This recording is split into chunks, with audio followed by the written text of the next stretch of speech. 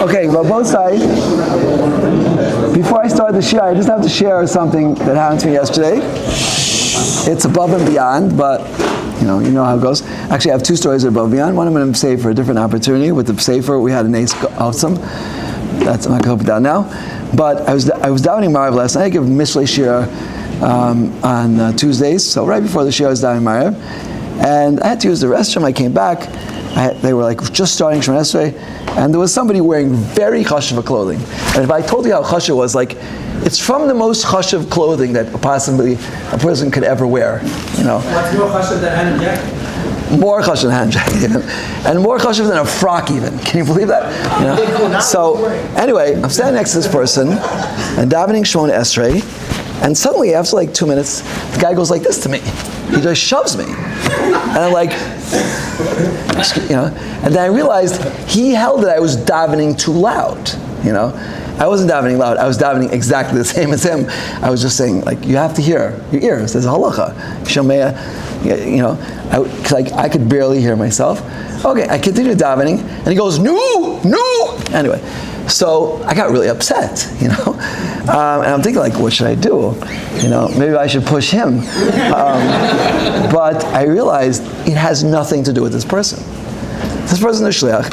Hashem wants me to be in this nisoyin. I'm about to give a Mishlei Shir. I spoke about like really high things last night, about incorporating Chachma Bina and Das into your personality, like really, really high things.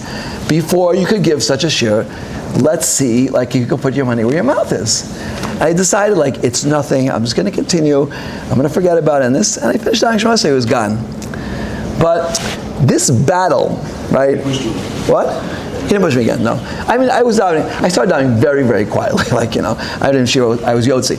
But like somebody with such important clothes, I don't want to get him upset. Yeah. Maybe he's connected with the Jewish mafia. I don't know. But the point is that this is the outlook that we're meant to have in life, right? And I've said this Rambam before, the Rambam Parish of Shnayas, he writes about a Hu Chassid, but it's Yedua that it was himself. He was on a ship, Hu Chassid, and he was in a lower cabin, and so in the upper cabin, instead of using the restroom, he relieved himself on the Rambam's face, yeah?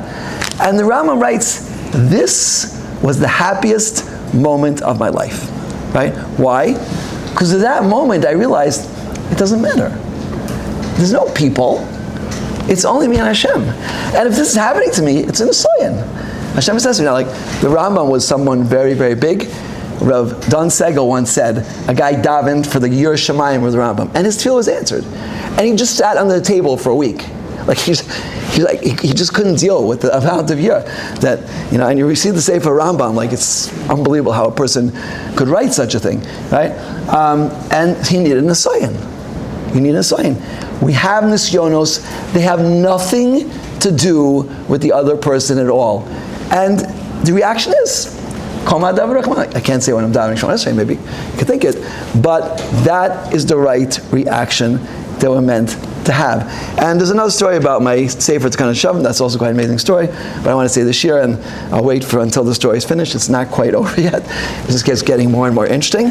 But I think this is a really important thing for El, because we so often get upset with people, yeah? And it has nothing at all to do with the people. I'll tell you one more. I told you a story before. There was a guy. I know this story because I heard it from the Bala Maisa. Yeah, he had massive shalom bayis problems. Yeah, and he went to the Rebbe. He was a chassid. He went to the Rebbe. The Rebbe goes like this: "They're over." He goes home, and his wife comes in. She bows down. She brings him his breakfast. A 7-course breakfast: bagels and lox, cream cheese, coffee. 1 sugar, a little bit of milk, exactly like he likes. It's like what happened? He goes back to Rebbe like he's going to thank him. And a woman comes up to him and she starts throwing mud at him and screaming at him and throwing things at him. He gets to Rebbe's house, his clothing are all full of mud. And this is what happened? He said, you think that this was like Zera Shemayim. You need these bzionos. Bzionos are great.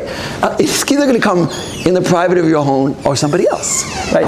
There's no such thing ever as anybody ever doing anything bad to you.